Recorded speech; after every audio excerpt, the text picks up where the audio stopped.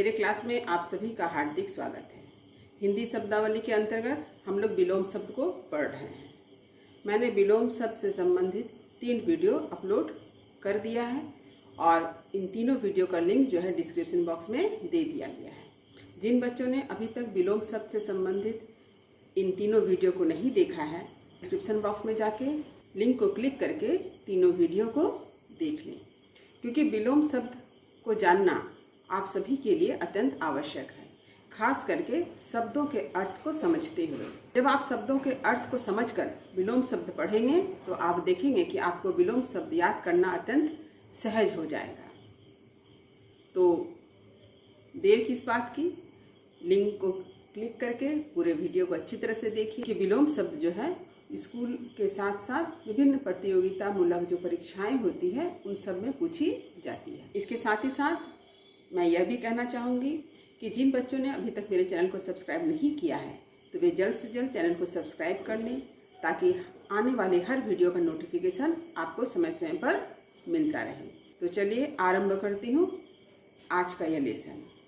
तो पहला शब्द क्या है यह जानते हैं। तो पहला शब्द है कपूत, जिसका विलोम है सपूत।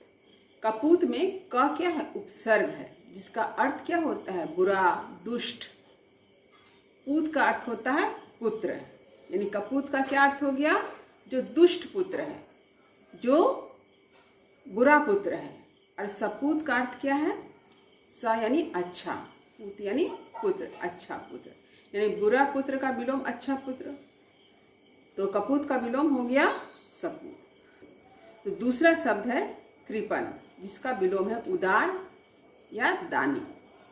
देखिए कृपण में पण जो है उसका अर्थ होता है क्या, पैसा, रुपया इत्यादि। तो जो व्यक्ति रुपये पैसे को खर्च करने में क्या है, कृपण यानी कंजूस है, जो रुपया पैसा खर्च ना करे, यानी जरूरत के वक्त भी ना करे।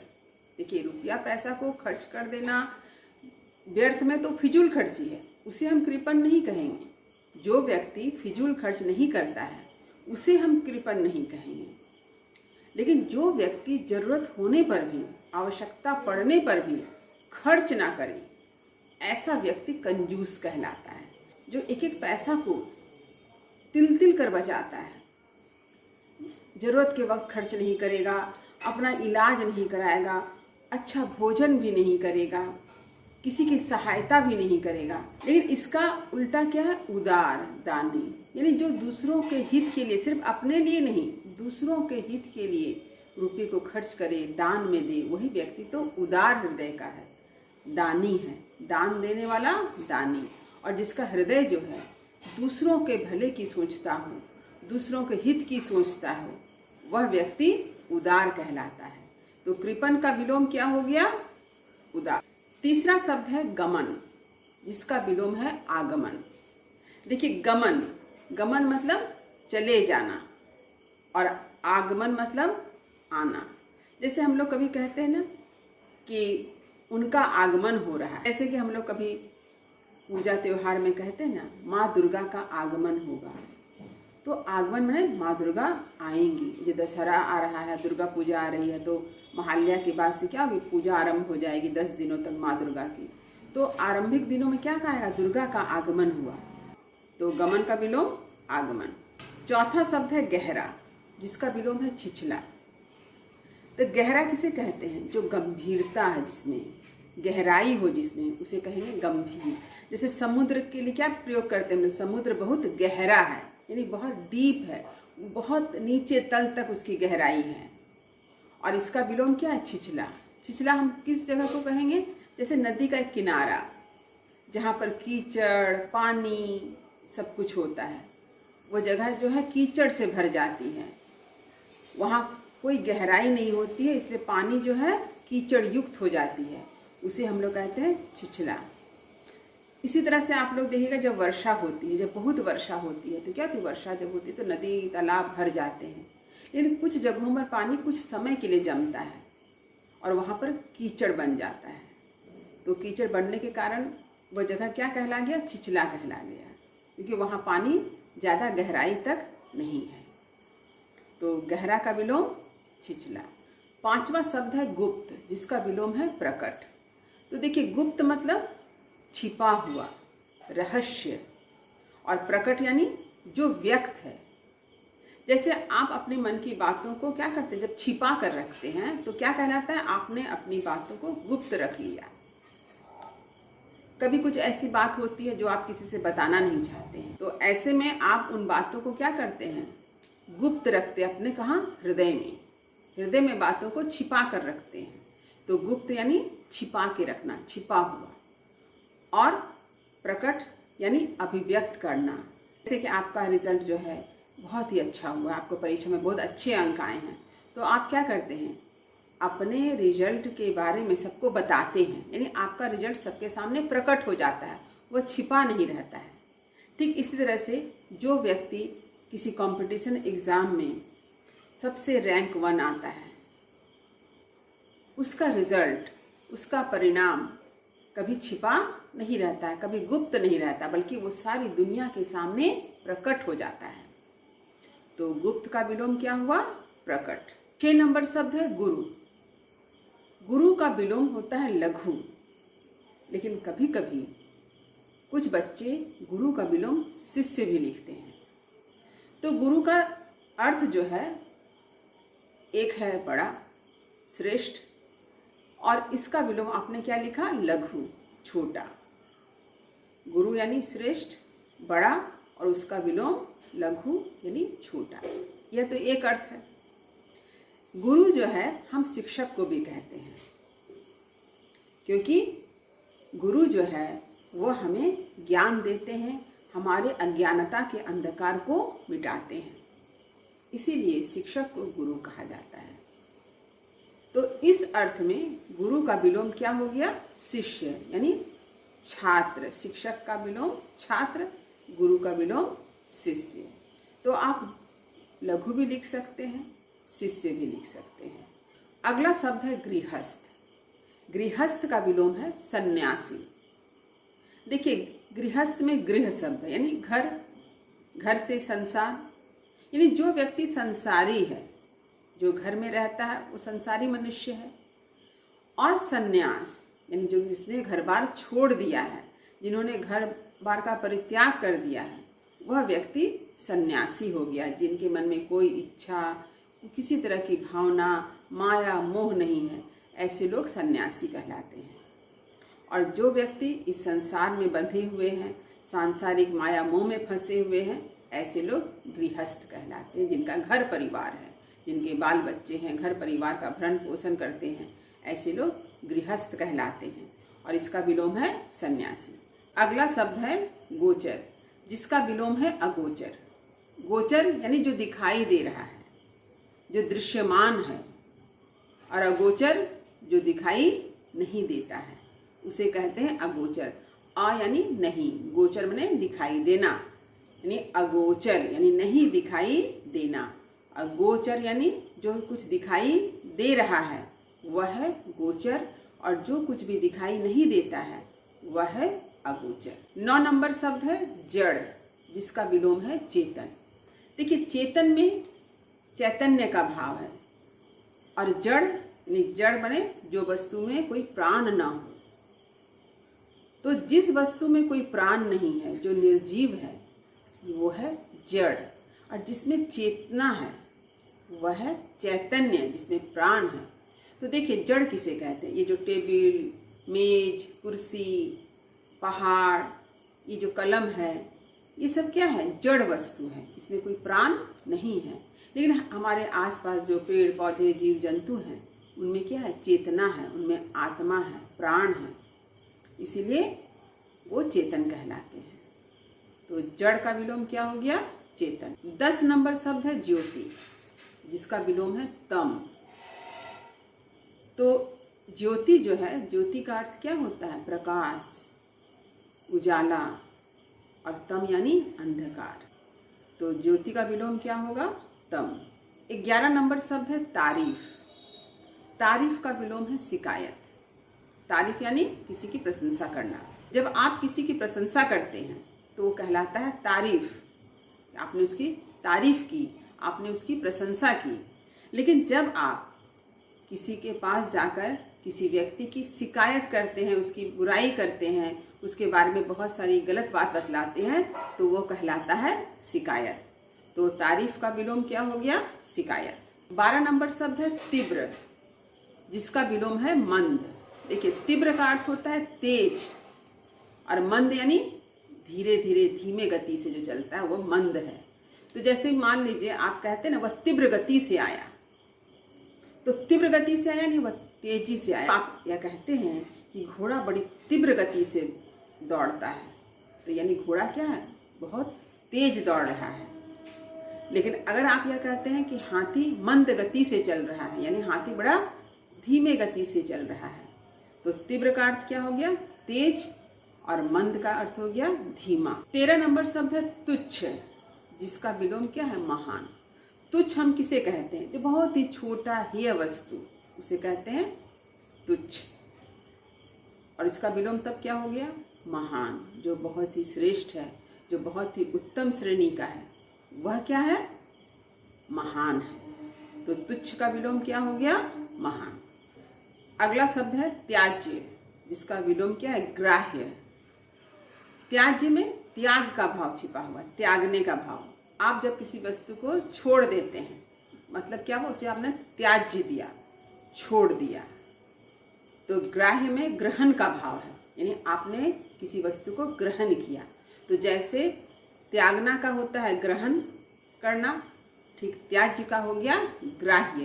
तो 15 नंबर शब्द है दृश्य, जिसका विलोम है अदृश्य। दृश्य का क्या अर्थ होता है? दिखाई देना। जो कुछ भी दिखाई दे रहा है वह क्या है? दृश्य है, और जो नहीं दिखाई दे रहा है वह है अदृश्य। तो यानी अदृश्य का अर्थ हो गया जो नहीं दिखाई दे रहा है, यानी जो कुछ गायब है। जैसे कि हम लोग मनुष्य जो है, जीव जंतु, ये सब क्या है? सब कुछ दिखाई देते हैं। लेकिन अगर यहीं पर कोई बात होगी किसी आत्मा की, किसी भूत प्रेत की, तो क्या कहेंगे? ये सब कुछ अदृश्य है, ये दिखाई नहीं दे रहा है। तो जो कुछ दिखाई दे रहा है वह है दृश्य, और जो कुछ नहीं दिखाई दे रहा है वह है अदृश्य। 16 नंबर शब्द है दुर्जन, जिसका विलोम है सज्जन। देखिए, दुर्जन में भी दुर जो है उपसर्ग है, जिसका अर्थ क्या होता है? बुरा, और जन मने व्यक्ति। तो जो बुरा व्यक्ति है वो क्या कहलाता है? दुर्जन। और सज्जन में सत उपसर्ग है, सत का अर्थ माने सच्चा, जन मतलब व्यक्ति, मनुष्य, यानी अच्छा मनुष्य, सच्चा मनुष्य। तो दुर्जन यानी बुरा मनुष्य, सज्जन यानी सच्चा मनुष्य। तो जो बुरा व्यक्ति है उसका विलोम हो गया अच्छा व्यक्ति, तो यानी दुर्जन का विलोम क्या है? सज्जन है। 17 नंबर शब्द है ध्वंस, जिसका विलोम है निर्माण। यानी ध्वंस किसे कहते हैं? जो कुछ नष्ट हो गया, विनाश हो गया, नष्ट हो जाना, ये कहलाता है ध्वंस। ठीक इसका उल्टा तब क्या होगा? कुछ बनाना। तो क्या करते हैं हम लोग? निर्माण। जब कुछ टूटता है, जब कुछ समाप्त हो जाता है, तभी तो कुछ नया बनता है। तो ध्वंस का अर्थ है नष्ट हो जाना, खत्म हो जाना, और निर्माण मतलब एक नए सिरे से जब हम कुछ बनाते हैं, यानी निर्माण करना। तो ध्वंस का विलोम निर्माण है। 18 नंबर शब्द है नश्वर। नश्वर का विलोम है शाश्वत। नश्वर का अर्थ होता है जो नष्ट हो जाए, उसे कहते हैं नश्वर। यानी संसार की जितनी वस्तुएं हैं वे सभी क्या होती है? एक न एक दिन नष्ट हो जाती है। इसलिए सांसारिक वस्तुओं को हम लोग क्या कहते हैं? नश्वर। जैसे ये कलम है, ये कलम भी एक दिन नष्ट हो जाएगी। ये जो शरीर है, ये शरीर भी एक दिन नष्ट हो जाएगा। यानी हमारे आसपास जो भी वस्तुएं हमें दिख रही है, जो भी सांसारिक वस्तुएं दिख रही है, वे सारी वस्तुएं क्या है? नश्वर है। तो नश्वर का विलोम क्या है? शाश्वत। यानी जो कभी नष्ट न हो, जो हमेशा से एक सा ही हो, उसे हम लोग क्या कहेंगे? शाश्वत। जैसे कि हम लोग इसे ईश्वर को कह सकते हैं, सत्य को कहते हैं कि सत्य हमेशा शाश्वत होता है, क्योंकि सत्य कभी मिटता नहीं है, सत्य को कोई मिटा नहीं सकता, इसलिए सत्य हमेशा शाश्वत होता है। 19 नंबर शब्द है नागरिक, जिसका विलोम है ग्रामीण। देखिए, नागरिक में नगर शब्द है, ग्रामीण में ग्राम शब्द है। यानी नगर में रहने वाले नागरिक कहलाते हैं, ग्राम में रहने वाले ग्रामीण कहलाते हैं। तो इसलिए नगर का विलोम ग्राम, तो नागरिक का विलोम ग्रामीण। 20 नंबर शब्द है नास्तिक, जिसका विलोम है आस्तिक। तो नास्तिक किसे कहते हैं? जिन्हें ईश्वर पर विश्वास नहीं है, जो ईश्वर पर भरोसा नहीं करते हैं, जो ईश्वर को नहीं मानते हैं, वे कहलाते हैं नास्तिक। जिनकी आस्था ईश्वर में नहीं है और जिनकी आस्था ईश्वर में होती है, वे कहलाते हैं आस्तिक। 21 नंबर शब्द है निंदा। निंदा का विलोम है स्तुति। देखिए, निंदा का अर्थ क्या होता है? किसी की बुराई करना, यह है निंदा। आप लोगों ने देखा होगा कि क्या होता है, कुछ लोग एक जगह इकट्ठा होकर के सिर्फ लोगों की बुराई करते हैं, यह है निंदा। निंदा बहुत बुरी बात होती है। और निंदा का विलोम तब क्या हो गया? स्तुति। स्तुति यानी प्रशंसा करना। जब हम किसी की प्रशंसा करते हैं तो स्तुति कहलाता है। जैसा कि हम लोग पूजा करते हैं, तो पूजा में क्या करते हैं? देवी की स्तुति करते हैं, यानी देवी की प्रशंसा करते हैं। 22 नंबर शब्द है पंडित, जिसका विलोम है मूर्ख। तो पंडित यहाँ किस अर्थ में है? विद्वान के अर्थ में, जिन्हें विभिन्न शास्त्रों का ज्ञान है, विभिन्न विषयों का ज्ञान है, वो कहलाते हैं पंडित। यहाँ पूजा करने के अर्थ में नहीं है कि जो पूजा पाठ कर रहा है वो पंडित। जिनके पास ज्ञान हो, जो विभिन्न शास्त्रों का ज्ञान रखते हैं, विभिन्न विषयों का ज्ञान रखते हैं, ऐसे लोग को पंडित कहा गया है। तो इसका विलोम मूर्ख, यानी जिन्हें किसी भी विषय का कोई ज्ञान ना हो, जो बेवकूफ़ी भरा कार्य करे, वो कहलाते हैं मूर्ख। 23 नंबर शब्द है परिश्रम, जिसका विलोम है विश्राम। तो परिश्रम का मतलब तो आप जानते ही हैं, मेहनत करना, उद्यम करना। तो जो मेहनत कर रहा है वो है परिश्रमी। तो इसका उल्टा है विश्राम, यानी जो मेहनत नहीं कर रहा, वो क्या कर रहा है? सिर्फ आराम फरमा रहा है, आराम से लेटा हुआ है, विश्राम कर रहा है। तो परिश्रम का विलोम क्या हो गया? विश्राम। 24 नंबर शब्द है पालक, जिसका विलोम है संहारक। तो देखिए, पालक का अर्थ क्या है? पालने वाला, जो आपका पालन पोषण कर रहा है, वो है पालक। यानी जो पालन पोषण कर रहा है वो क्या करता है? किसी चीज को बचा कर रखता है, उसको बनाता है, उसको संवारता है, ये है पालक। और संहारक, जो किसी चीज का संहार करे, वो है संहारक। संहार करना माने मार देना, नष्ट करना। तो एक है पालने वाला, दूसरा है संहार करने वाला। यहाँ पालक का अर्थ, आप पालक का साग ना ले लीजिए। बहुत से बच्चे ऐसी गलती करते हैं कि उनके सामने कुछ शब्द दे दिए गए, जैसे कि एक पालक शब्द है, तो वो पालक का अर्थ पालने वाला नहीं लगाएंगे, वो पालक का अर्थ सीधे सीधे पालक साग लगा लेंगे और उसके बाद जो उसका विलोम लिख देंगे कॉपी में, उसे देखकर तो एग्जामिनर का सिर चकरा जाता है। बच्चे, आप हमेशा ध्यान रखिए कि आपको जो शब्द दिए जा रहे हैं उसके अर्थ को बड़े ध्यान से समझिए, उसके बाद ही उसका विलोम लिखिए।